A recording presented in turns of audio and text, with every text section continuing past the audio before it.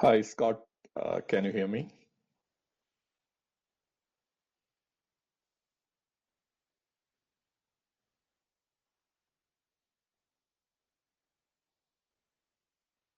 Yeah, I hear you. Yeah, thank you. Thank you very much. Welcome.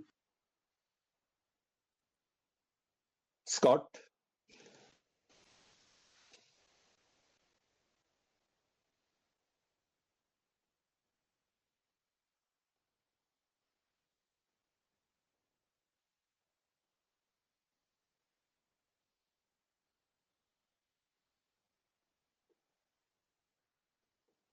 you briefly appeared and then disappeared. Scott.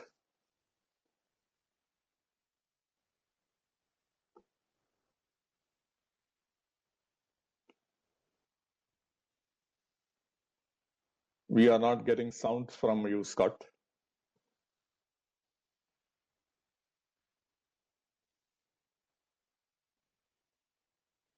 You are unmuted, but I'm not.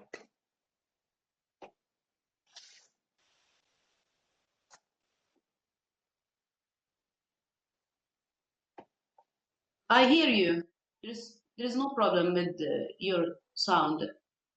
Yeah, I'm checking with other speakers. Thank you. Okay, thanks.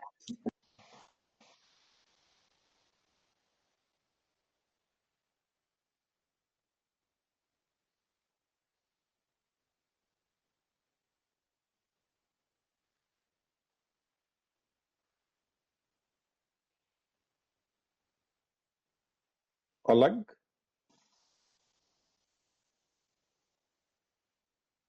Yes, are you able to hear from Scott? I think he's fixing. No, and I already sent him a private message. Mm-hmm. It must be something on his side. Okay. But we cannot hear him. Mm. Do you hear me now? Yeah. Yes, Scott, a little bit dim, but yes. That's not the audio, that's my brain. Can you say something? Something. It's very low. Yeah, the volume is low. If you can bring the mic closer to your mouth. I'm testing something else now. Okay.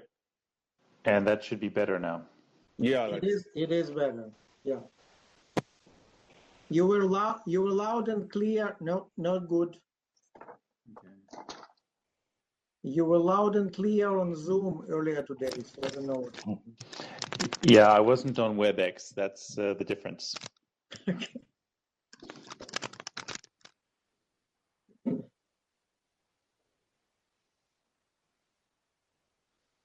I think we're good to.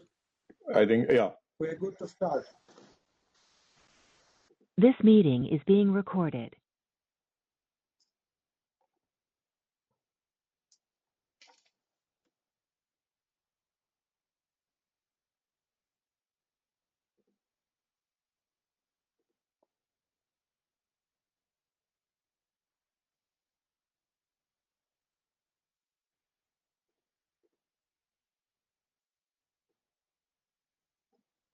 Good morning, good afternoon, good evening to everyone who is joining this online training workshop on women entrepreneurship in natural resource management, challenges and opportunities in micro, small, and medium enterprises in the post-COVID-19 socio-economic recovery.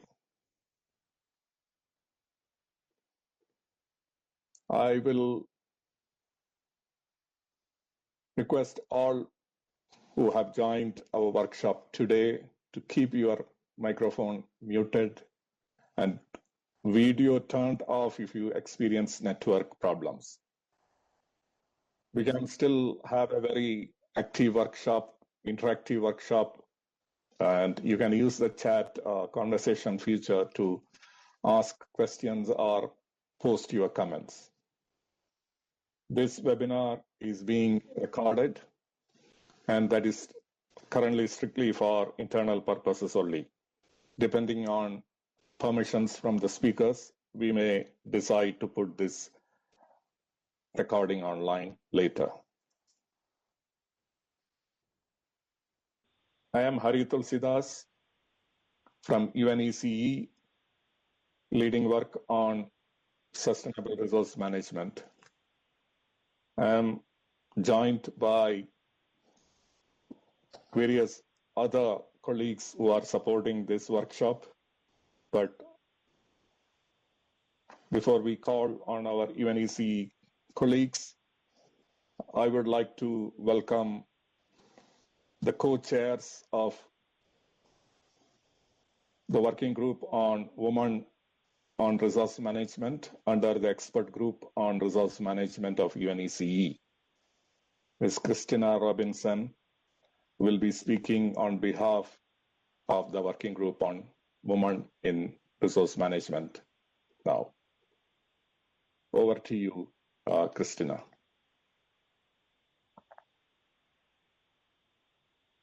Good afternoon, everyone. I'm Christina Robinson Maras, and with my colleague, Mariangela Capello, we co-chair the EGRM Women in Resource Management Initiative. Next, please. Diversity and inclusion provide powerful and positive benefits in resource management.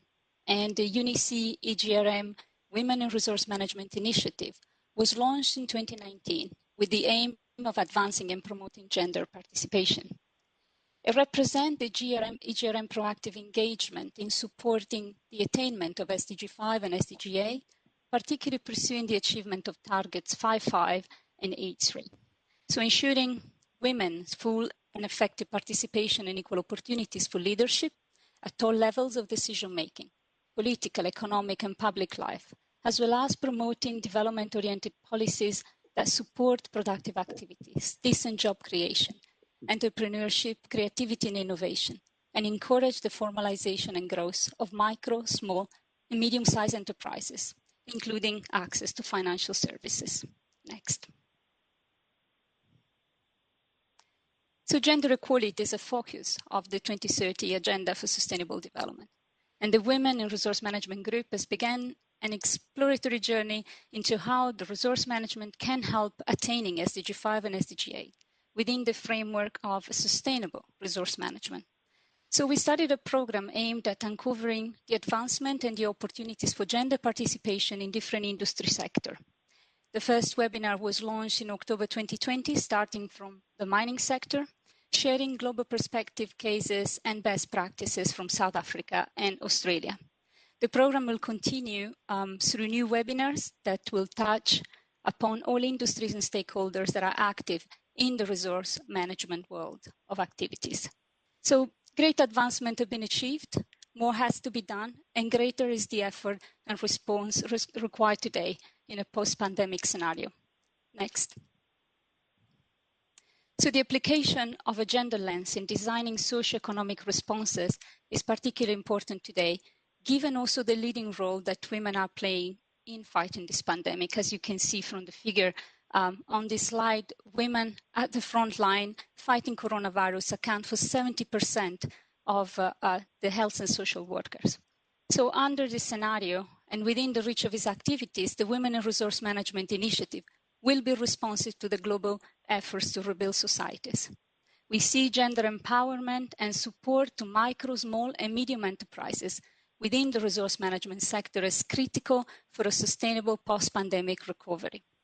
So within this driving force, Kankana's work and study on challenges and opportunities for women in the micro, small, and medium enterprises is instrumental to the Women in Resource Management objectives, and as such is greatly integrated within the framework of our working group activities.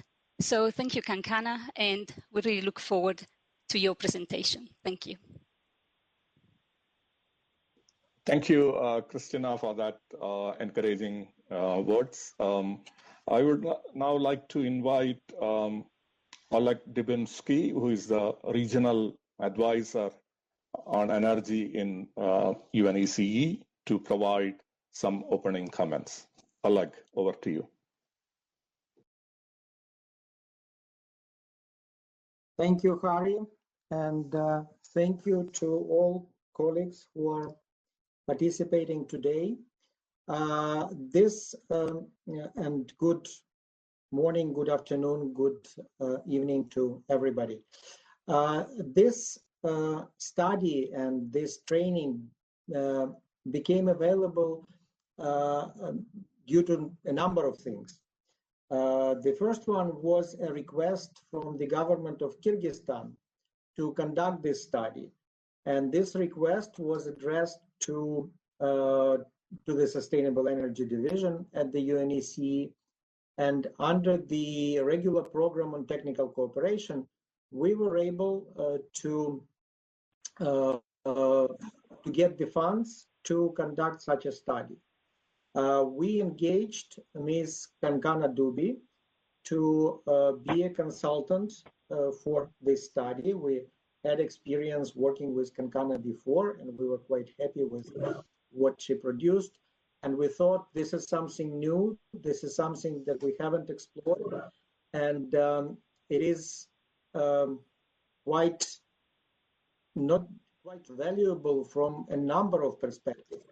It looks at the role of women as entrepreneurs in natural resource management. It looks at their role in micro, small, and medium enterprises.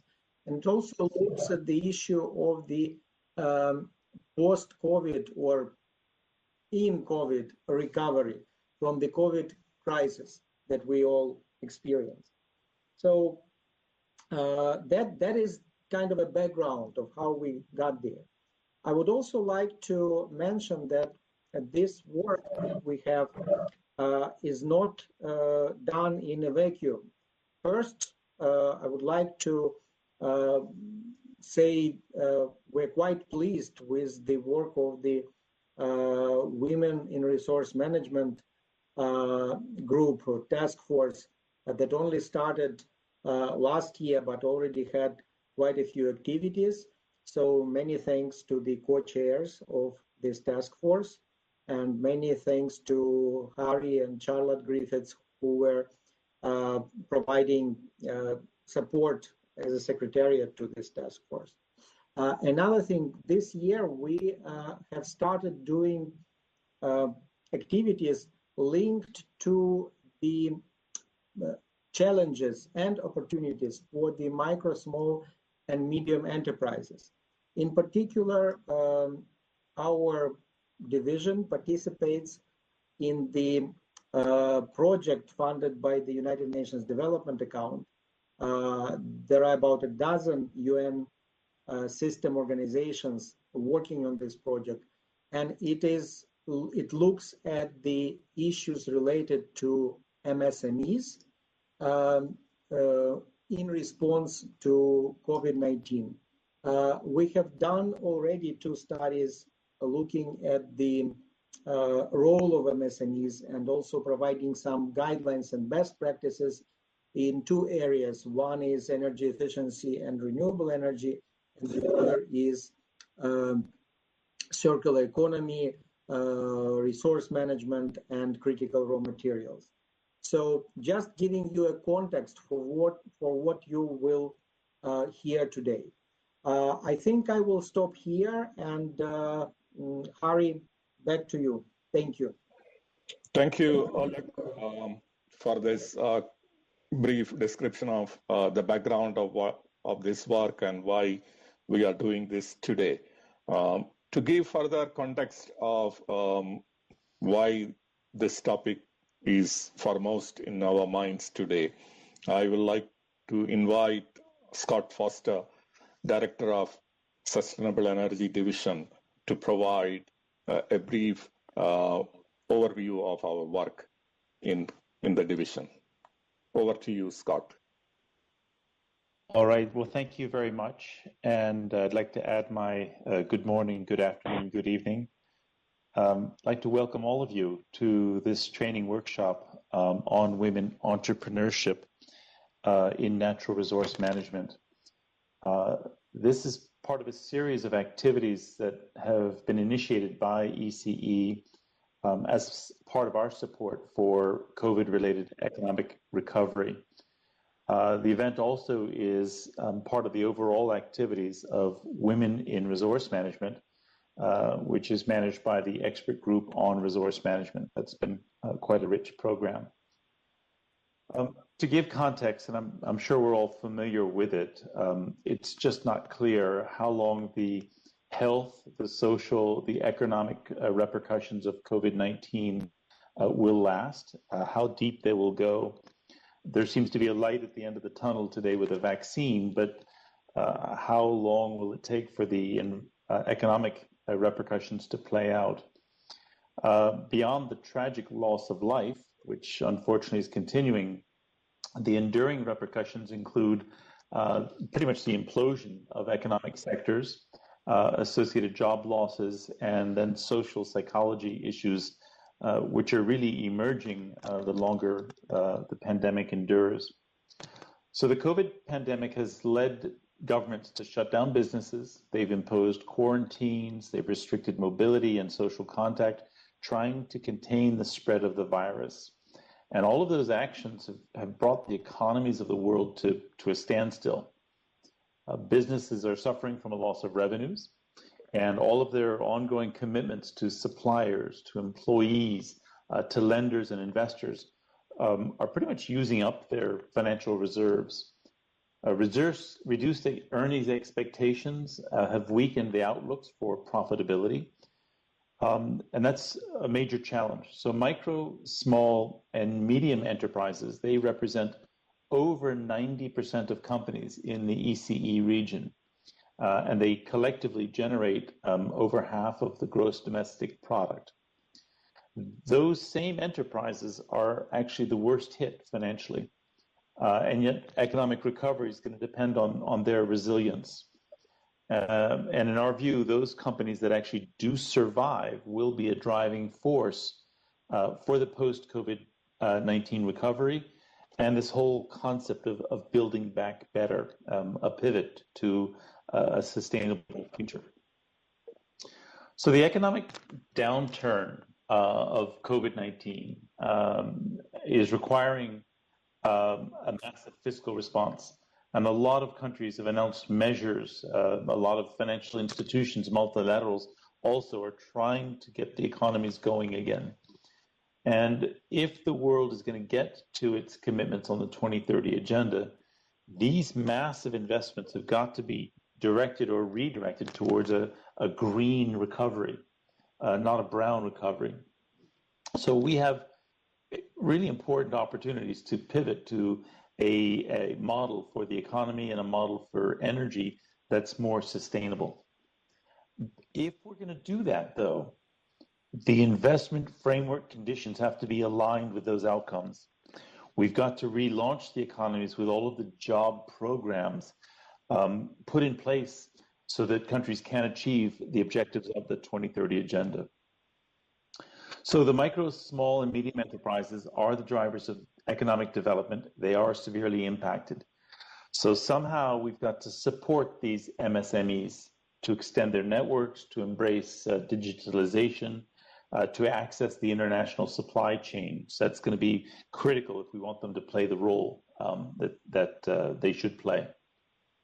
So resource production, transformation and use, all of these, if properly managed, they can deliver beneficial social and environmental outcomes. Extending the UNFC, the framework classification for resources, to a full-fledged management system for resources will align those framework conditions. That's what we're trying to achieve. Align them with the needs of a sustainable world. And that's notably in the area of critical raw materials that are going to be needed for health, for decarbonization, for batteries, for IT, and the rest of it. So we have looked at the question of women entrepreneurship in natural resource management, the challenges and opportunities for the MSME sector in the post-COVID socioeconomic recovery was requested by the Kyrgyz Republic. And that study has highlighted a number of issues that could be addressed by governments and by international organizations. There's education and awareness. There's creating an enabling business environment. putting in place tax systems that are pro-growth, getting the right kind of labor market flexibility with networking and mentoring, and capacity development. So the whole idea is that if we want to build back better and promote low carbon solutions for successful recovery, we've got to create a structure that allows for investments in the natural resources sector that supports all of that. So there's more to be done. There are a lot of initiatives that are ongoing in the UN system and other international organizations. We think that recognizing and augmenting the skills specifically of women entrepreneurs will require explicit support, and it'll require that through a comprehensive program. As a consequence of that, this training program that you can see is going to make a major contribution to that. So I would encourage you to engage with the presenters who are going to be going through the training today. And once we get past this training program, let's follow up this to make an enduring process going forward. So I will stop there, Harry. Thank you for the time, and I wish you all best success for the training program. And Kankara, it's going to be your turn soon. Thank you. Thank you, Scott, for that encouraging words. I think you have put the whole activity into the correct perspective of building back better, not through a brown recovery, but a green recovery. And that is what we are all here for.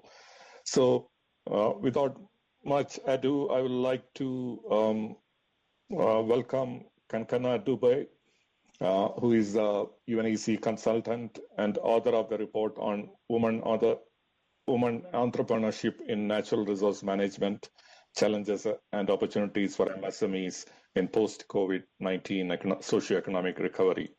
Kankana holds a master's degree in energy management from the University of Stirling and is currently pursuing doctoral studies in politics at the School of Governance and Public Policy at University of Strathclyde. Kankana is an experienced researcher and previously worked at the King Abdullah Petroleum Studies and Research Center, an international energy research think tank. At CAPSARC, her research covered a wide variety of topics at intersection of economics, energy, and politics. Kankana has authored several articles, policy briefs, and book chapters, and presented her work at numerous international forums on energy, economic diversification, energy productivity, socio-economic well-being.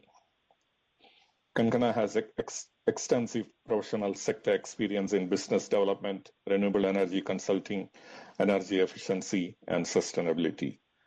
So I will now hand over to Kankana to take us through this workshop. Over to you, Kankana.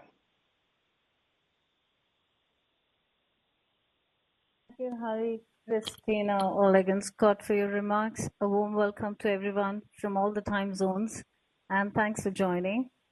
I'm Kankana Dubey, a consultant with UNECE, and the author of the report which we will be discussing today.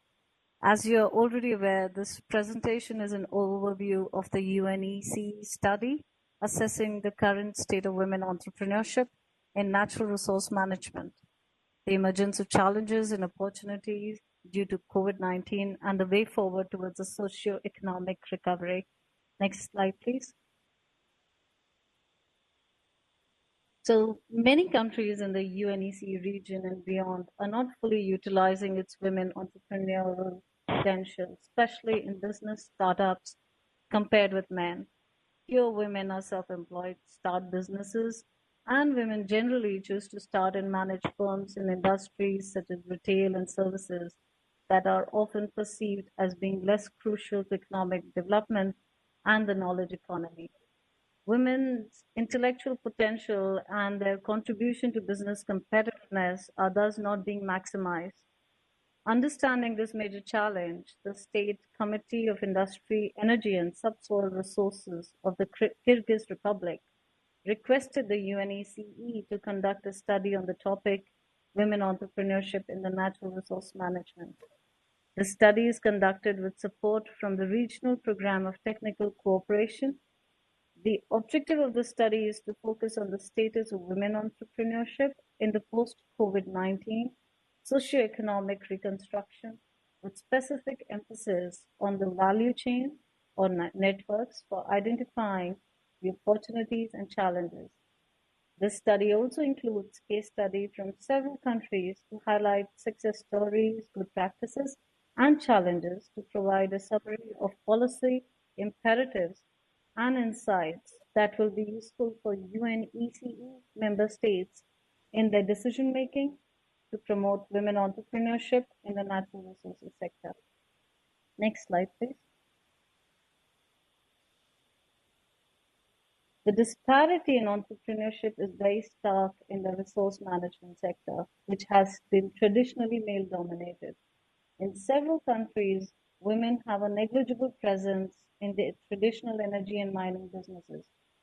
Women are underrepresented in the sectors as entrepreneurs. This study assesses the female creativity and entrepreneurial potential, which are underexploited, but can be a source of economic growth and job creation that can contribute to the post-COVID-19 economic recovery. The MSME sector, which employs up to 90% and sometimes more of the workforce in many countries, will have a crucial role in the socio-economic recovery following the economic disruptions caused by the pandemic. The study further identifies challenges and contextual obstacles, educational choices, STEM, that stands for science, technology, engineering, and mathematics curriculum, stereotyping, gender differences, economic obstacles like access to market, access to financing, etc., soft obstacles such as access to information, networks, training, role models, etc. All of these are covered in the study. Next slide, please.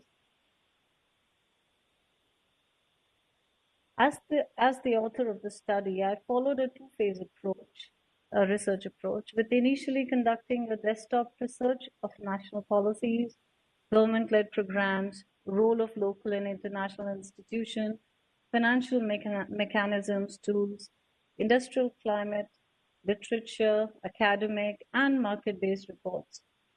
All this was done, followed by a review by national and international experts for the report and country case study. Next slide, please. The challenges identified in the study are broadly categorized under 3 sections. However, women entrepreneurs face systematic bias in setting up businesses. This study presents a few challenges which must be considered to ensure an equitable and level playing field to promote economic growth and employment opportunities for the MSME sector. Firstly, an access to markets and finance. According to the International Finance Corporation, 70% of women-led SMEs are underfunded, with the shortfall projected to be up to $285 billion. It is a commonly known fact that women entrepreneurs face barriers in raising capital. This bias is based on unfounded evidence, though the OECD notes that women tend to have better loan repayment records than men. However, due to societal norms and unconscious biases, male investors are less confident in investing in women-led businesses. Thus, men tend to use bank loans more often than women. In addition, women tend to be more risk-averse, so more often prefer to avoid loans and use their own financial savings. Second challenge, which is here, is access to information is critical for MSMEs. The lack of information, such as government initiatives to plan and adapt in uncertain times, can create confusion. Unclear messages or the absence of communication from the government on policies and measures can severely disrupt business planning. For example, during the COVID-19 pandemic, the information on lockdown measures for businesses was abrupt and unclear, leading to significant financial losses in several countries across economies, regions, and businesses.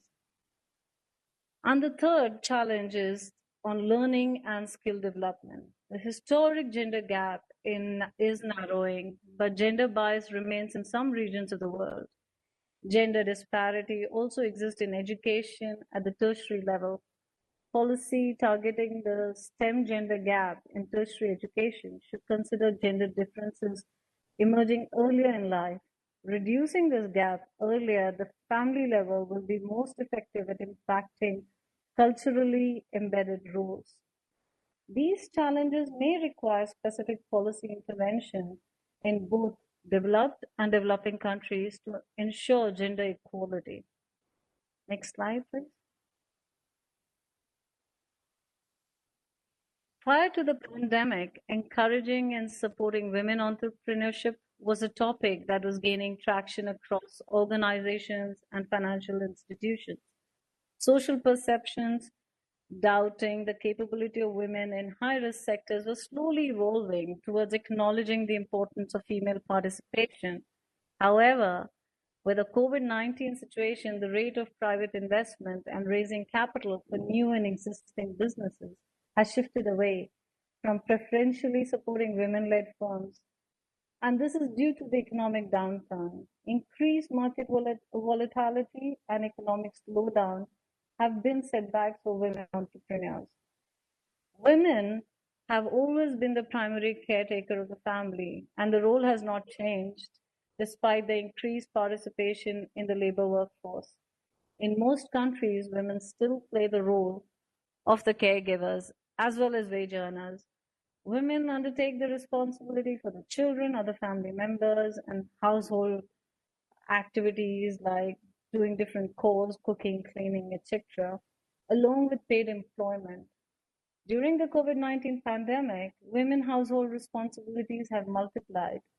With lockdown restrictions and schools, daycares closed, women are having to shoulder an increased domestic workload, in addition to trying to keep the business afloat. The finding from this study highlights that during the COVID-19 pandemic, women-led firms, which are mostly represented in the services sector, suffered significant losses. It is reported that 64% women-led enterprises indicated that their businesses suffered strong losses as compared to 52% of companies led by men. It is estimated or possible that once the lockdown measures are eased across countries and economies enter the recovery phase, women entrepreneurs may find this gap against investment in women-led MSME has further widened. Now, the government bailout and support measures should be gender neutral and cover MSMEs in rural and urban locations. Findings from this report suggest 95% of women entrepreneurs self-finance their businesses. Due to the lockdown measures and COVID-19 induced decline, women entrepreneurs can be at particular risk of financial hardship.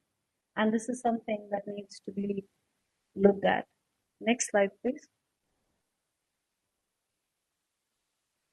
However, it is not all gloomy. There are several opportunities emerged from the clutches of the pandemic that can encourage the participation of women in the MSME sector, improve the entrepreneurial climate across economies, create employment opportunities, and drive economic diversity. The COVID-19 pandemic and its consequences present an opportunities for countries to undertake economic transformation by adopting sustainable business practices and encouraging the development of green and low carbon economies, resulting in a more resilient and robust economy, and as Scott had mentioned earlier, build back better. A renewed economic transition has the potential to create an equal and stronger economic society with decent work policy to protect the rights of the vulnerable workforce, especially women and migrants. The findings from this study suggest a set of opportunities for promoting MSMEs in manufacturing and other capital-intensive businesses. But women entrepreneurs rarely explore such opportunities and are known to be risk-averse. However, several opportunities for women to participate in the natural resources sector remain, such as bioeconomy, and if not directly, then through ancillary services, opportunities in knowledge services can support natural resource sector are abundant. Examples could be market research, advertising, scientific study, innovation, and technical activities, human resources, audit, accounting, law. There are so many more. It is important for countries to support and promote the right business opportunities to capitalize on MSMEs' participation. Promoting new opportunities, the skill set required is the extractive and natural resources sector are complex and require development at all levels of the value chain. For MSMEs, it is crucial to create a diverse pool of resources to improve capacity readiness. The development of an online academy for delivering training program across the natural resources sector for women, workers, and entrepreneurs could be a strong potential opportunities for MSMEs. The COVID-19 downturn presents a timely opportunity to develop and customize training programs. For example, training for women by women programs to meet local needs, enhance familiarity and comfort, and provide unique mentorship opportunities. Training and skill development for women entrepreneurs and employees now can help build capacity and make women-led enterprises future-proof. Next slide, please.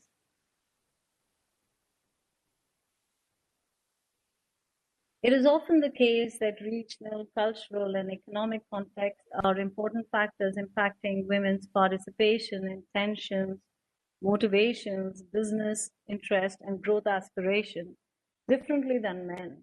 These factors may help explain the observed differences that we have found out from the study. The assessment of challenges broadly reflected that the natural resources sectors are plagued with problems of gender inequality in the workforce. Women are underrepresented in every area of natural resources, despite their potential to contribute substantially. For example, women compose only 15% of the United States petroleum oil field service workforce, 15% of the global metals and mining workforce, and 1 in 20 CEOs in the mining sector. Perhaps this is due to a lack of confidence to voice opinions or social cultural barriers blocking them from decision-making roles. As shown in some surveys, women often fill roles that are less visible and not formally recognized. For example, women tend to work on the land to which they have no formal rights, performing activities such as collecting water, fuel wood, and food for their household. As this is unpaid, it is not formally accounted as work. In many parts of the world, the participation of women in community decision-making is limited, which gives them less control over the disposition and management of natural resources. Furthermore, women are often absent from managerial or decision-making roles within organizations promoting MSMEs. This could instill and uphold any existing cultural biases that may be hindering the participation of women. In fact, policies to especially encourage women entrepreneurs in natural resource sector are either non-existent or in very early stages of development. An increase in women's skills in STEM topics should result in more women-led MSMEs taking advantage of opportunities presented by the fourth industrial revolution, technologies such as machine learning, cloud computing, and big data. Can I have the next slide, please?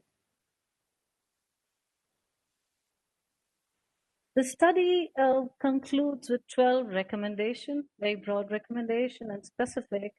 To name a few, to ensure a stable, transparent legislation and policies that support all entrepreneurs and women entrepreneurs, in particular, including easy access to public available information on starting a business, challenge social and cultural stigma by empowering women by helping them develop skills to build confidence, to address cultural norms that may discourage women setting up a business, develop a disaster management strategy to mitigate the impact of COVID-19 by promoting a coordinated approach on planning, rules, tax reform, subsidies, and other measures which can be beneficial for identifying reform priorities and to implement new regulations that can be used to overcome consequences of future pandemics and other disasters. There's more can be done. There's capacity development which could provide opportunities for women to access training and education programs that improve entrepreneurship and technical skills to increase chances for success of women-led MSMEs in natural resource management. And as Scott had mentioned earlier, green economic recovery. When we are talking about building back better, financial investments are much needed in the natural resource sector to support innovation, green growth, and sustainable development that can create multiple opportunities for women entrepreneurs and promote low carbon solutions during the socio-economic recovery from the COVID-19 pandemic. These are the recommendations, and the rest that you see, like affordable childcare and healthcare, create a platform where women can interact, there's mentoring, there's sharing of ideas and dissemination of information on several programs, non-discrimination when it comes to financial systems, and labor market flexibility for women to have equal role in businesses and in sectors. There's affordable childcare and healthcare services, which are much needed for women if they decide to start a business. They will need these kind of support measures around them that could facilitate an economic upswing, and especially needed during the time post or the fact that we're living with COVID-19 currently. These are some of the recommendations from the study. Next slide, please. The countries that we included as case studies in this report were Azerbaijan, Belarus, Georgia, Kazakhstan, and Kyrgyzstan. I will just have a brief synopsis of what we did for Kyrgyzstan as a case study. Can I have the next slide, please? So for each country case study, the natural resources sector was analyzed, and also for each country, the categorization of MSMEs were presented as what is the revenue, what is the number of employees that are categorized or classified within the MSME, like medium, small enterprises. Next slide, please. As you see here, the impact of COVID-19 on the overall economy, and specifically on women in natural sector, was researched for all the countries. So for Kyrgyzstan, what was found that Kyrgyzstan was severely affected by COVID-19, with rapidly depleting public finances, paralyzed the country's economy. However, the pandemic largely affected women in terms of 68% of their time was being taken up for unpaid care work. Social restrictions in school burdened their activity, and families were losing economic stability and security. There were several cases registered, in fact, an increase in domestic violence cases in Kyrgyzstan during this time that impacted women. Next slide, please. For each country, an assessment of opportunities for women entrepreneurs were discussed. In Kyrgyzstan, we found that women-led MSMEs in the natural resources sector are currently predominantly limited to agriculture. The digitalization and development of IT sector can create economic opportunities. The proportion of female college students in graduates in STEM in Kyrgyzstan is 29%, as on 2016 data shows. which suggests substantial opportunities to promote women entrepreneurship in scientific and technology industries, including IT. This is something which is a strong opportunity for the country to consider diversification. Next slide, please. The assessment of country case studies, each country was, some recommendation was suggested. For example, in Kyrgyzstan, it is recommended that government should provide MSMEs access to information on financial tools, professional organization. This information is unclear. Even the assessment through academic literature or government-led programs, it's quite unclear, and there's a gap there which can be filled. The national and local authorities should provide supporting financial mechanisms, education programs, and gender awareness programs to tackle the cultural and social stereotyping of women's role in society and to pave the way for changing the social mindset and lend support for women entrepreneurship. The government should also consider investing in developing infrastructure and undertaking necessary reforms to digitalize the economy. This report explores different pathways for women entrepreneurs to contribute to the natural resources sector and describes opportunities that exist today. Next slide, please. I encourage you all to read the report, and if you have any feedback and would like to contribute in a way, please do. Thank you for your time, and I think, Hari, now we are open for Q&A. Thank you. Thank you, Kankana, for your very comprehensive presentation. I think we can now have some time for discussion. We have already a few comments coming through the chat box. I will encourage all of you who are here to ask whatever questions you have through the chat. And also, you can, it need not be a question. You can also put in your comments, suggestions, and especially points on what the UN should be doing next. So to start off with a few questions which are come already online, there was an question on the wage disparities between men and women, especially in the mining sector. So can you comment something on this kind of differences of employees' salaries, allowance, incentives for men compared to women, and see how this issue could be addressed in a better way? Kankana. Thank you. Yes, it's true.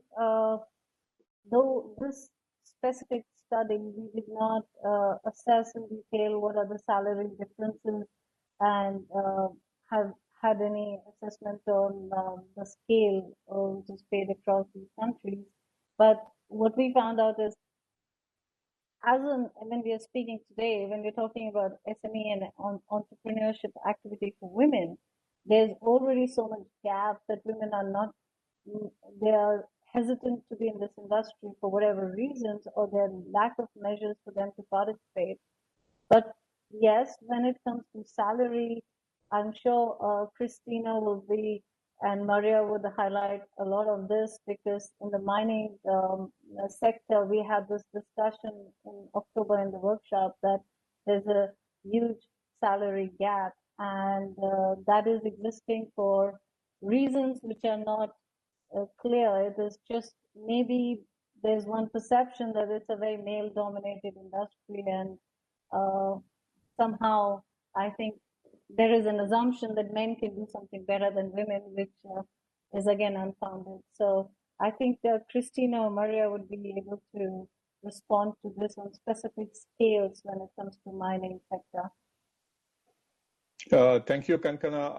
I also welcome Maria. We didn't see you earlier. So Maria is one of the co-chairs of the Women in Resource Management Working Group. So I will ask Maria or Christina to provide a comment on the wage disparities, if you may, please. This is Maria Castello. Hello, everybody. Thank you for attending this workshop.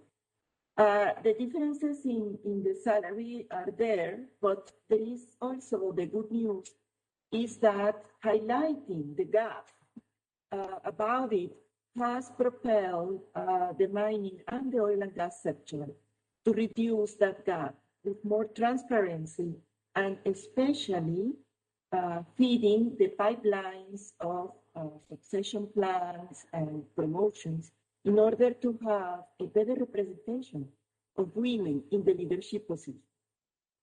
If you think about that, the gap in salary may very well come from the fact that we do not have a fair representation of women in top positions. And so decisions are taken only from one side of the equation. I would like to invite Christina to have her say in this important topic. I believe that eliminating this gap will contribute significantly to increase the opportunities for women. We discussed with Kankana this very recently, and I believe more men will be part of this change if they had the opportunity. So it's not just a woman point of view, it's for both. And this is a very clear problem also when it deals, as we've seen particularly in the oil and the mining industries, with dual careers within the same industry, how the women take normally the shortcut of either taking low-profile roles or leaving the industry altogether to compensate for this difference in salary. So I believe this is one of the critical points that needs to be addressed and resolved to create equal opportunities for all. Thank you, Maria and Christina, for that comment, as well as Kankana. We have one question which was there earlier on the request from Kyrgyzstan, and what exactly from which part, whether it is from the ministry or from the government. Maybe Oleg can take that question on the status of the state commission from Kyrgyz Republic. Thank you, Harry. I have already responded. There was a question from Radoslav Vukas from Serbia. I have already responded in chat, and yes, the state committee, the full name is State Committee on Industry, Energy and Subsoil Resources. So it's really a big governmental body. It is directly under the government of Kyrgyzstan. So it is responsible for matters related to industry, energy, and subsoil resources. It is not called ministry, but by all other features, it is like a ministry. Thank you, Oleg, for that clarification. But this is also an example that the governments in different countries are looking at this specific topic, like women entrepreneurship connected with mining, petroleum industry, and other related industries like energy efficiency, etc. So there is a big concern at the top level, and that is one of the reasons why we are doing these kind of workshops today. I understand that, again, this is for Kankana to answer. The comment is like, how entrepreneurship can be promoted, especially within women groups and youth in a country like Comoros, which is from the African continent, and which, as the comments says, doesn't have a strong support for this or sustainable ecosystem to support entrepreneurship. So what kind of steps the countries can take in this direction for to supporting the entrepreneurship, especially in building incubators, financial accelerators, business angels, legal framework, etc. And what international organizations, including UN, can do in this regard. Kankana, if you may please answer this question from Omar Ibn Abdullah from Comoros.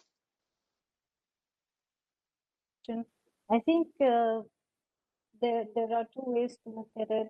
I think when there is nothing existing, then there's a scope of opportunity.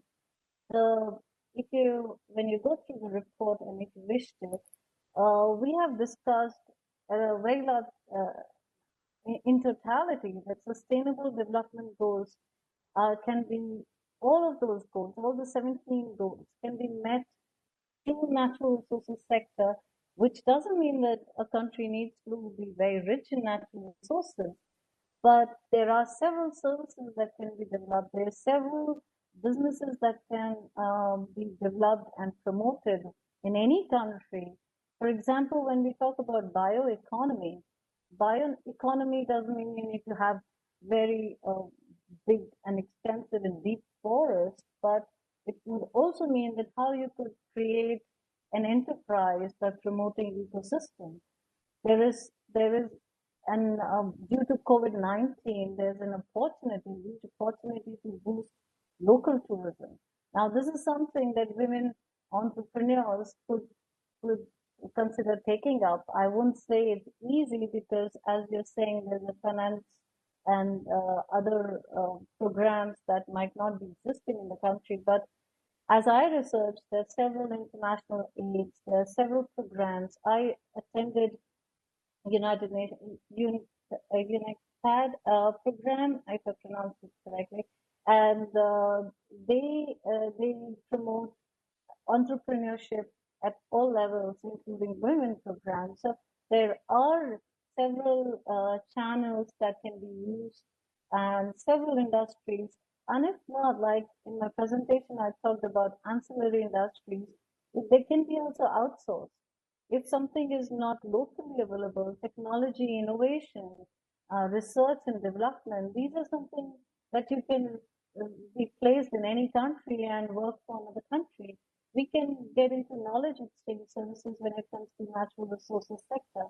Natural resources sector, what I found that there is a misconception that this is only mining. It is not. It is, and even if it is mining is a very important tool in terms of renewable energy. Mining is not a brown industry entirely, if you come to think of it. They are mining resources which are used to support renewable technologies. They're also taking in measures to save water or conserve resources while mining, and that requires advanced technological innovation and development. And these are the things. There are several opportunities that one can look at it if you want to promote women entrepreneurship or MSME sector in general in different countries. And Africa is rich in many, many ways. And of course, if you like, you could suggest to Oleg to have a African case study, and we would love to do that. But there are opportunities that can be created with help of United Nations and other programs. And I feel positive about this. I do not think that this cannot be done. The sustainable development goals can be achieved through entrepreneurship, definitely. And once the entrepreneurship activity is planned, there are possibilities that different industries will come because people do want to grow. They like to grow. They like to create things. And an entrepreneur is an asset in any country. And this should be promoted. And I'm sure United Nations programs on these will be very helpful. This is what I can answer in my capacity. Thank you very much, Kankana. I think we have every scope for further discussion on that topic. this training course itself is part of a large set of activities which are being done not only by the UNECE but by several other UN organizations. There is a major project called MSME Search, which Oleg has described in the beginning, in the introduction. And this project is looking into MSME sector, in which women entrepreneurship is also a component, and several organizations are participating in this project. And all such organizations are doing workshops, training courses, etc., to create awareness, but more comprehensive support in terms of more skill development, providing funding, providing other providing opportunities for networking and getting this information, etc., are also being done by not only us, but by our sister organizations also. I think there is an urgent need that everyone have got easy access to this information, because many opportunities for funding exist worldwide, but people are not aware about it. Only very few people who by accident get to know often about these things.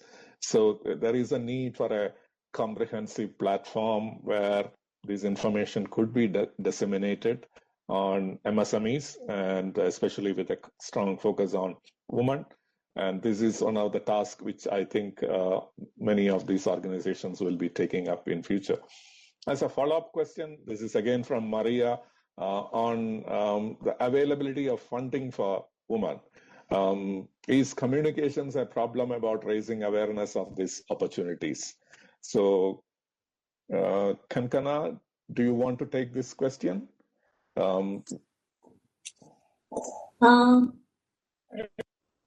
Opportunities. My task was very specific when it came to country case studies, and when you look at all these countries like Azerbaijan, Kyrgyzstan, Kazakhstan, Belarus, Georgia, there are several opportunities, there are several programs, international-led programs, including national policies that support funding for women entrepreneurship. Some of the countries are lagging behind, but some are using and capitalizing on a lot of international programs, which are like, let's say, the European Union EBRD program, which is specific for women entrepreneurs and incentivizing entrepreneurs or supporting them in getting finances for to set up their businesses. And there are several programs by World Bank and IFC, International Financial Corporation, that is promoting and giving loans to women. So there are several things, several options and that women can consider. I think the problem or the difficulty lies in awareness or information. There is the information is not easily available unless you're really in the UNECE region has the benefit because it's all very well advertised, but there could be problems in certain sectors, certain countries where there is also a social confusion whether women should be going in natural resources sector.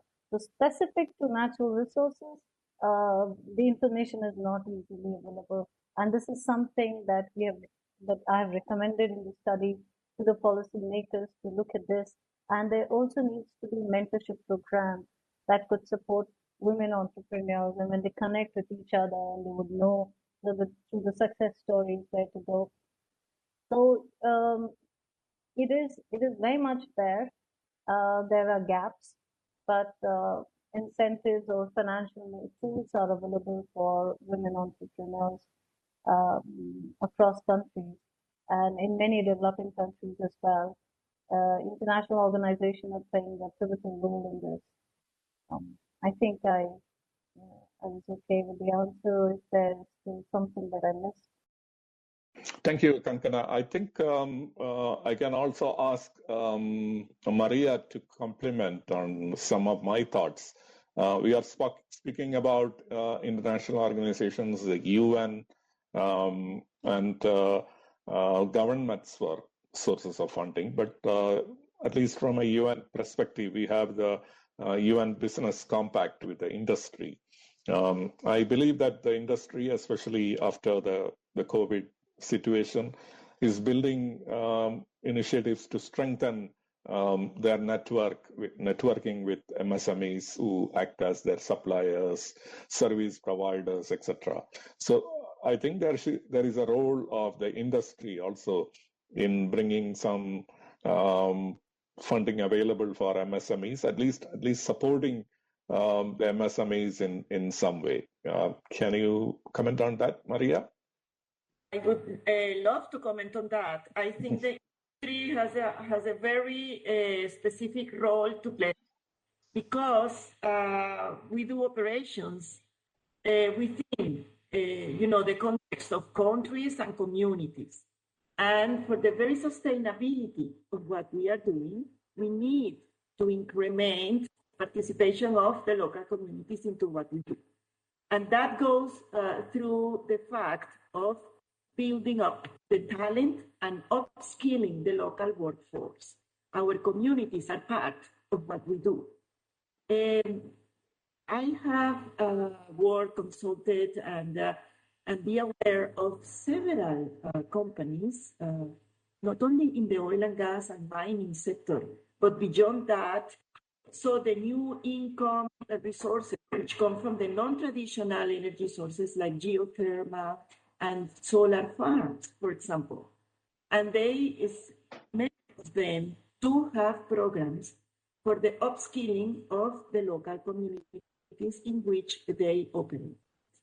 I think one way to have access and provide access for women to these kind of programs is to highlight the role of those who already benefited from these programs as role models for others, because you want to follow who are equal to you. And exposing these women who have succeeded accessing to those funds or programs is key. I am an advocate of communicating the access to these funds. And they are available and the programs are there, but perhaps we need to further expand the way we communicate about that. This is the positive side of the equation, and we really need to spread out. Thank you. Thank you, Maria. I think bringing these success stories and the people behind these success stories is a very important aspect. I think this should be one of the key activities of the Women in Resource Management group in future. Maybe we can have a session bringing together some of these people who have really done a good job in getting their small businesses up. So that was a good point for discussion. The next question is from Janet Adiemi, asking how UN can support women-based groups in the mining sector in countries seriously affected by COVID-19 impact, such as providing support for digital education, which will ultimately also drive the post-COVID era. So it is about digital education. I don't know who will take it. Maybe Christina, you want? This is very well connected with the discussion we had in the previous webinar, like the ability and opportunity to leverage on professional associations in this sector.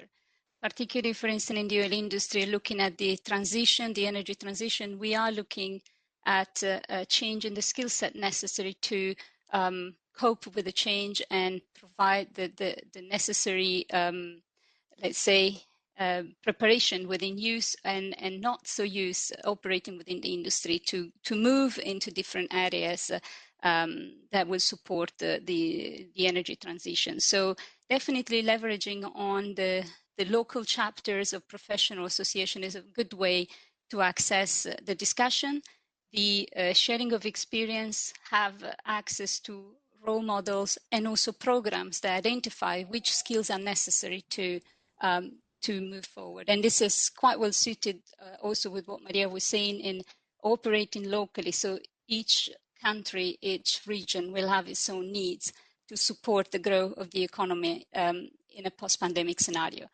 So in some areas, you will need more digital skills, and in other different type of skills to support small enterprises to grow, but in connection with an ecosystem of decision makers and, if present, of the industry. So definitely looking for that connection. We know from the previous webinar, for instance, in the African region, but this is the women in mining, for instance, is present globally and is looking forward to expand the connection to support the changes. The same is valid for the oil industry, and particularly leveraging into the networking that the energy transition is requiring at the moment with the renewable energy sector, and sharing experiences and skills. Thank you, Christina, for that.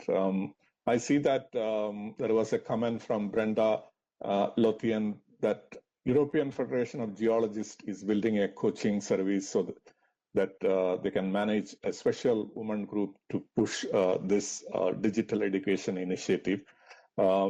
So I think Brenda can come unmute and then provide a few words on what this initiative of European Federation of Geologists is.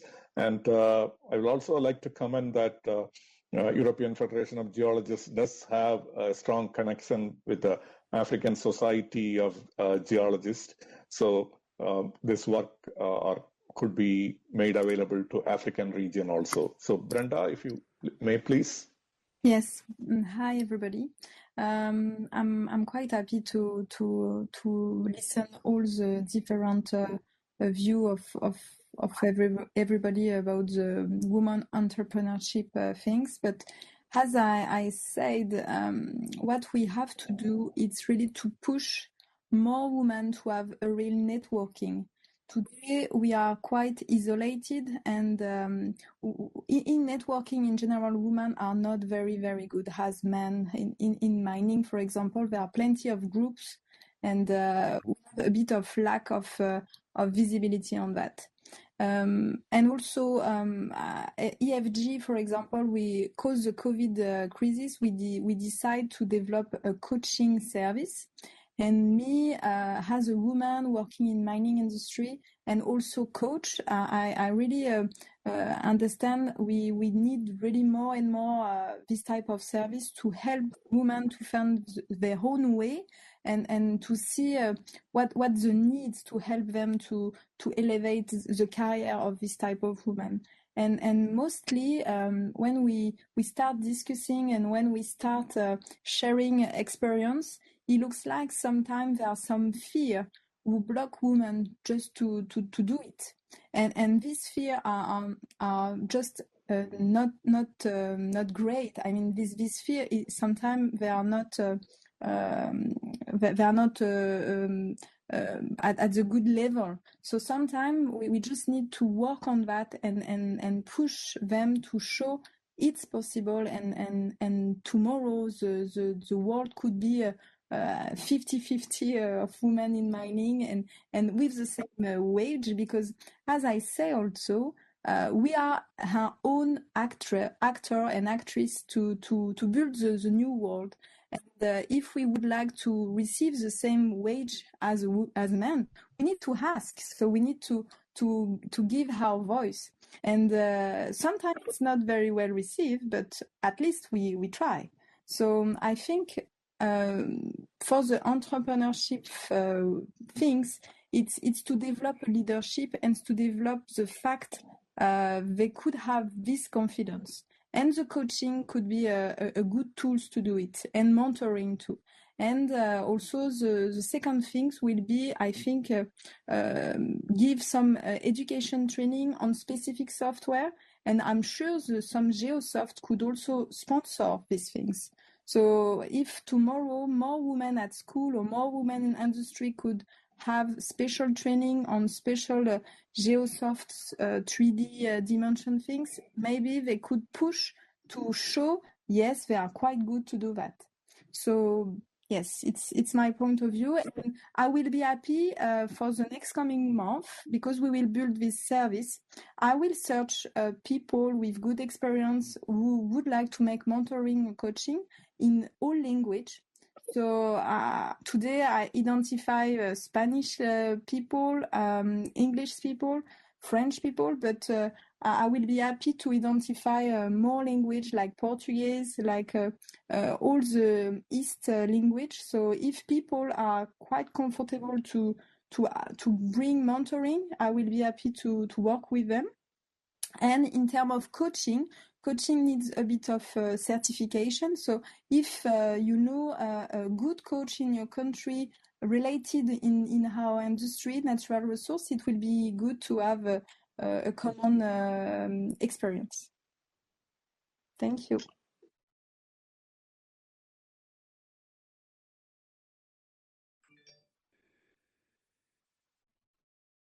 Do you have any question? Yeah, thank you very much, Brenda.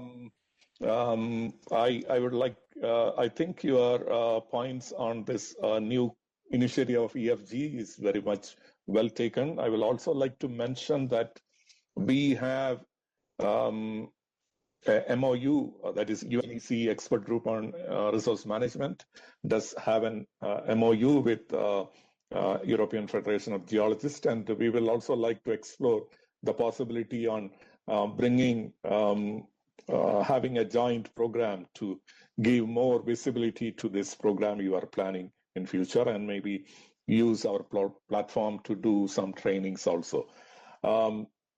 Thank you very much, Brenda, for that intervention.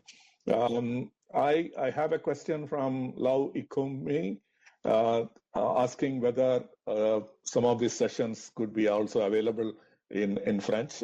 Brenda has just mentioned of different other languages, Spanish, French, Russian, etc., that need to be there, because if you want to reach out to a large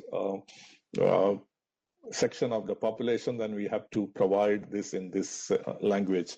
In UNECE, we do provide trainings with interpretation in French and Russian, and also possibly in other languages depending on demand.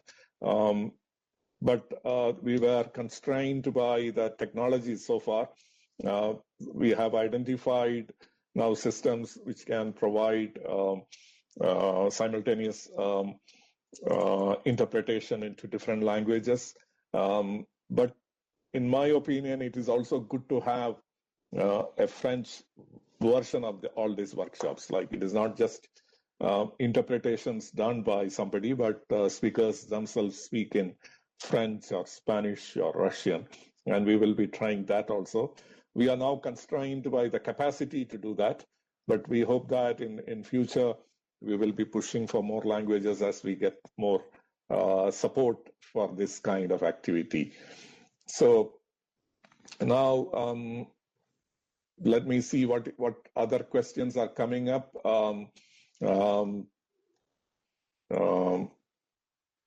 So from India, Ajay Kumar Moitra has suggested that Indian Institute of Technology, Indian School of Mining, Dhanbad, has got courses in mining, applied geology, applied geophysics, petroleum technology now opened up, and all these courses at the institute, women make a sizable share of the admissions. I think this is a good encouragement, and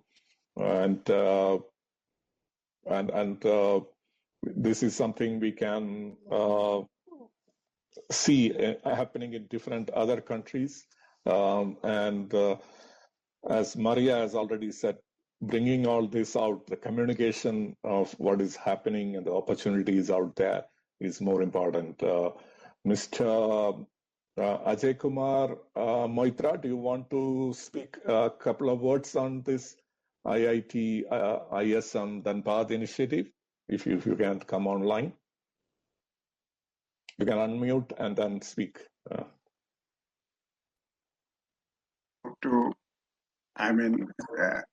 Reading out my particular comment on it, actually what I meant to say that this attitude is changing very fast. In fact, when we are studying at that school of mines is my alma mater. During our time, it was restricted to only males for all these courses. There's mining, applied geology, applied geophysics, and petroleum technology. But recently, say 10 years back, attitude is totally changed. Mindset is also changed, and a lot of female candidates are taking admissions, and they are also in the industries, in various facets of industries. That is a good sign that women entrepreneurship is being accepted even by the industries. That is what I wanted to communicate through this particular comment on this. Thank you very much.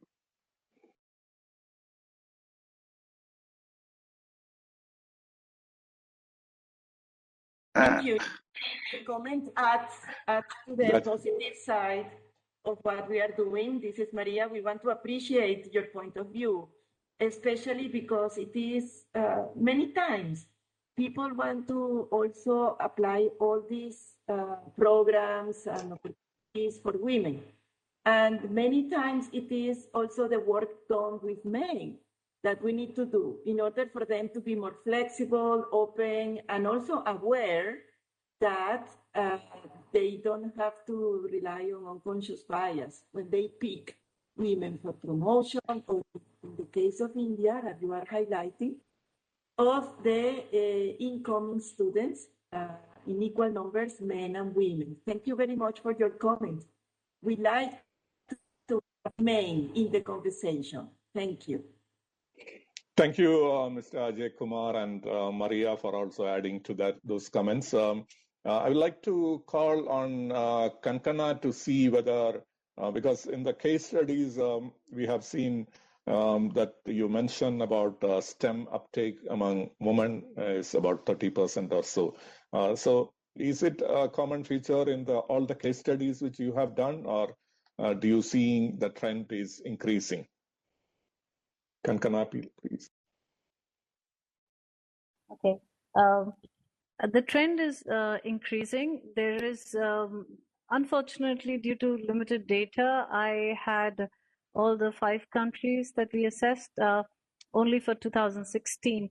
But overall, the trend is changing. The more women are getting into scientific fields, taking up tertiary education, STEM, science, technology, engineering, mathematics, and there's an uptake, but that does not always translate or transfers into entrepreneurs.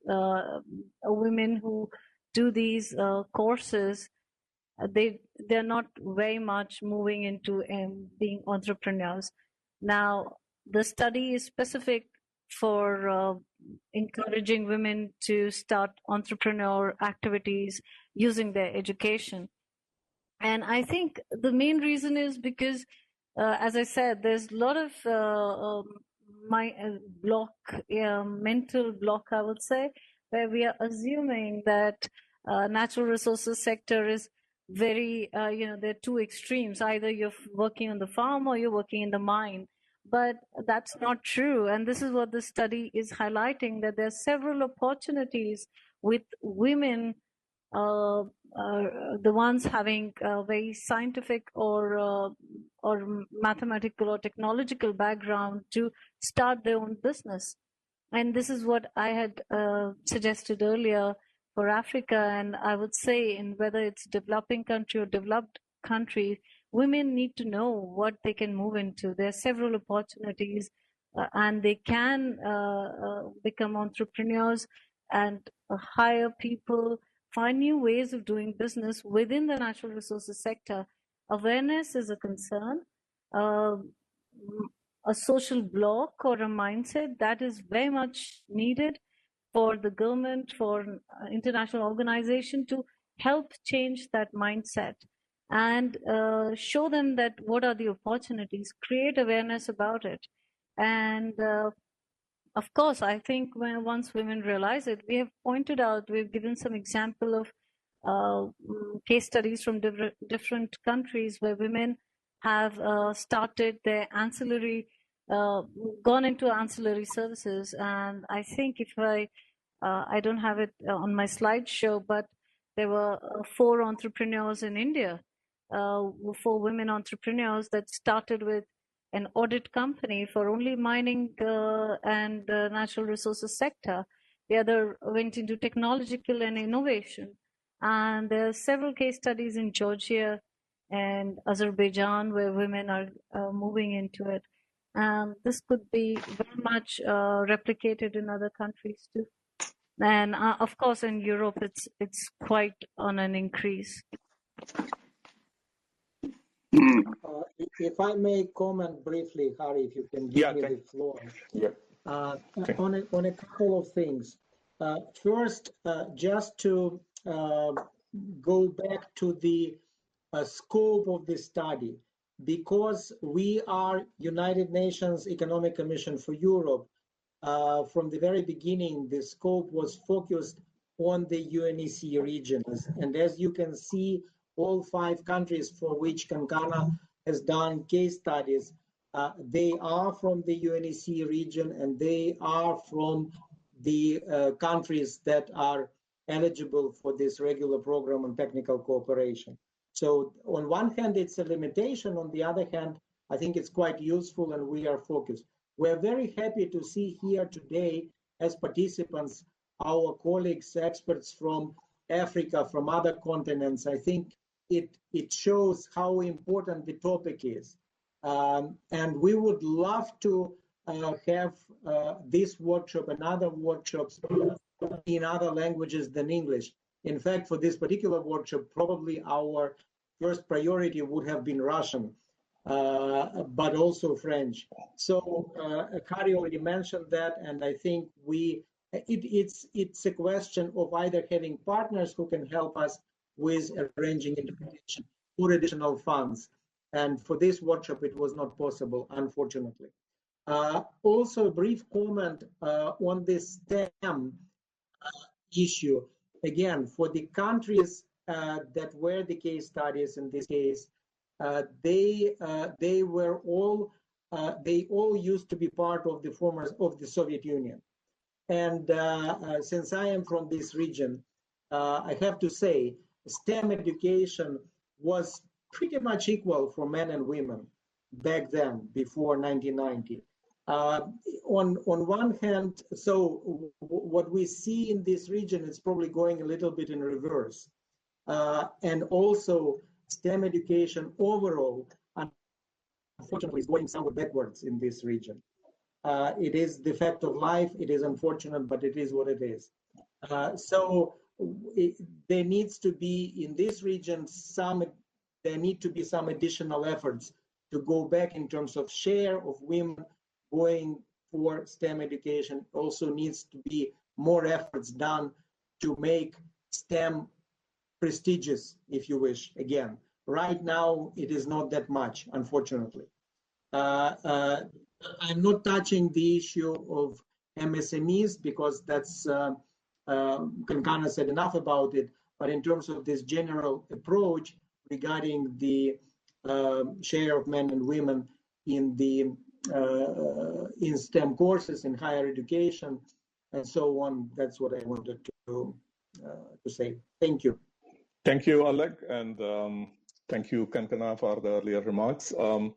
I am conscious about the time. We have only a few minutes remaining, but there was a comment from Abhishek Dwivedi that asking whether the UN can have a promotion body that can appreciate women's opportunities in natural resources and other sectors like agricultural, tourism, petroleum, etc. I will now ask all the participants on what could the UN do to promote this activity or take this to the next level. Oleg has mentioned that we are focusing on the UNECE region, but we are partnering with other UN organizations also. So I will just give a few seconds to each one of you to provide a brief remarks. I will start with Maria, then Christina, and then finally Kankana. So Maria, if you can come and online and say a few words on what should be our next steps regarding this. Thank you very much for the opportunity. First of all, I want to appreciate the participation of all of you. Each participant in this webinar is a replicator of what the UN is trying to do to promote women in resource management. So thank you for being there and thanks for helping spread out the good word. I think the next step needs to be to highlight role models of women who have succeeded in entrepreneurship and also, why not, in big corporations, advancing programs of mentoring and sponsoring of young women. I think these are our next steps, enhancing the communication about them and providing more information about what are the programs available to support women, to push women towards expanding their own networks, and to finance women who have the talent and willingness to go for entrepreneurship. Thank you very much, and thank you to Kankana, who did a wonderful job summarizing the status quo in this matter. Thank you. Thank you, Maria. Over to you, Christina. Yes, I totally embrace what Maria just said, thanking everybody and thinking that each of us in our own little world or big world can be the messenger of this important ideas that will change eventually the way we do things and promote that opportunity that we're seeking for women. I would like to see more training and more sharing of those role models, particularly going from the large enterprises to the small enterprises. So corporate world has a role to play in transferring skills, in supporting the ecosystem that will include enterprises with women. So more training, more sharing. That's my, I would say, wish for what's coming next. As a Women in Resource Management group, will make sure that we'll continue in our work to support this to happen. Thank you, Christina. Over to you, Kankana, for your final thoughts on this. To both Christina and Maria, their suggestions, and everybody else who have posted suggestions. I would say these are all very important measures that need to be taken. And to add on to what everyone has already said, I would say that a kind of an awareness as to where the opportunity lies is very, very important, because maybe in a situation where there are no financial mechanisms available or limited policies or government initiatives are present in such countries, if women are aware as to what they can do, there will be a sort of a movement by themselves. And the time that we are currently in is very, very interesting, because post-COVID-19, all economies want to come up with measures or boost their economy, and this is the time to do things right. And so we can start afresh and we can do things. We don't have to reinvent the wheel. We don't need to go backwards. We can move forward. We can see what kind of industries that we can get into, which would, of course, we don't know what next is there in future, but at least we can be prepared. We can come up. We already know a lot that has happened. We have a good history of certain events, and COVID-19 has opened our minds and kind of showed us where limitations can come. So it's the unexpectedness that we can be prepared against. And having an awareness on what industry that can create opportunities which won't be that affected. For example, when I was doing this research, I found that mostly women are comfortable starting with entrepreneur activity in services sector, because it's kind of easy. It's something that comes, it's very intuitive. Wherein when you think about natural resources sector, this might appear to be difficult, but it is not if you're trained and equipped. If women are empowered with the support structures and tools and knowledge and awareness, mentoring, training program, they can take on this challenge. And same goes for men and women. Like, if we don't have this kind of a segregation, it's for everybody. But women have to be encouraged because they are less productive in this area. They shy from this field, and if they take it on, then I think it's going to be it will bring in a new revolution. And as we said, the fourth revolution is already there, and we should take benefit of technology and innovation. And I feel strongly that once women decide that they want to do something, they can do it. I'm just saying because I'm a woman, please. I'm promoting womenism here, but not feminism. But so yeah, having said that, I think it is encouraging. Thank you, Kankana, not only for this presentation, but also to the report you have prepared, study you have done, and taking us all through those study and then answering all the questions.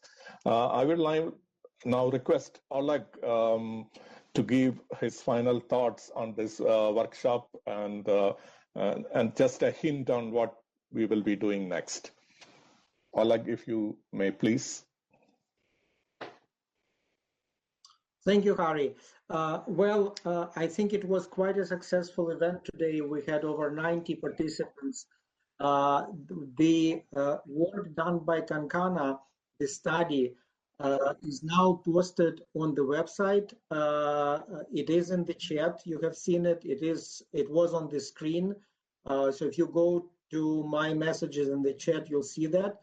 There was a question whether the presentations will be available. Yes, they will be, and I just put in chat.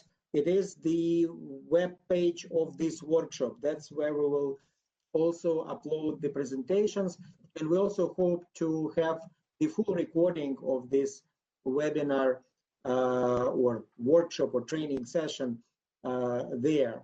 So I just checked with Kankana. She has no objections to posting the recording. So I think we will be able to do it. In terms of our future work, we will continue working on the issues related to micro, small, and medium enterprises in the framework of the MSME Surge project. There will be more. We're currently doing work for customization of guidelines and best practices for MSMEs for several countries. Georgia and North Macedonia in the area of energy efficiency and renewable energy, and Tajikistan and Ukraine in the area of circular economy and critical raw materials. So this, and in the next year, we hope to have 4 more countries from our region in each of these 2 areas, customizing guidelines and best practices for them. Women entrepreneurship, I think, will remain our focus, and I'm looking at Christina and Maria. I hope they will support this work. We see the huge interest in this area, and that's the plan for the next year. Let's hope we will eventually move to some in-person meetings. I'd be very happy personally to organize them. Until then, we will keep doing the online events, online trainings, and so on. And I would like to thank Kankana for her presentation and for developing the study, Christina and Maria for driving this Women and Natural Resources Task Force, and many thanks to Hari, the moderator and driving force behind this workshop. Thank you. Thank you, Oleg. Just a point I would like to add is that we are not forgetting other regions, sustainable resource management. We are partnering with African Union. We are partnering with other countries around the world, India, China, Southeast Asian region, Latin America. So this program, the whole program will reach everyone wherever you are. And we also wish that the pandemic will end soon so that we can resume our physical meetings in Geneva. We hope to see you one day in Geneva. Thank you all, Maria and Christina, for your kind presence today. Kankana, Oleg, Scott Foster for his encouraging words earlier today. And we will conclude our workshop now here. I will like to end with a word of greetings to all of you for the upcoming holiday season. Hope you will enjoy the holiday after a very difficult year today, and let us hope to have a better new era started from 2021 next year. Thank you everyone for your participation. We will hope to see you soon back in some other meeting. Thank you. Bye. Goodbye. Yeah. Happy holidays ahead. Bye-bye. Thank you.